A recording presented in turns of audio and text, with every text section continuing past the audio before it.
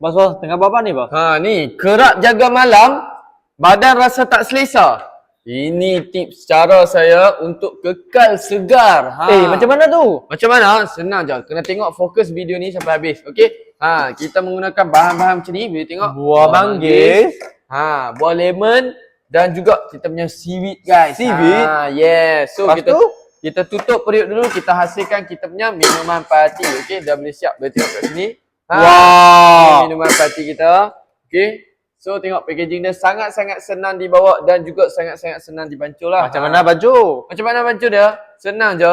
Kita hanya buka, tuang dalam air, tuang dalam ais, dah boleh minum dah, guys. So sekarang ni kita nak buat magic dulu. Kita masukkan kita punya minuman parti. Masukkan air putih dan juga kalau nak ais boleh tambah ais lah. So kita tutup periuk. Dah siap dah, guys. Tengok. Wow. Kita punya air seaweed mangosteen. Senang ni baju. Yes. Wah, tengok minum macam fresh oh. Sedap kau-kau, guys. Memang sangat-sangat fresh. So, untuk hampa semua yang nak ikut cara ni bagi sentiasa segar, bagi kekal segar, kena cepat-cepat grab kita punya seaweed mangosteen ni. Lepas tu nak beli kat mana tak bagi kita?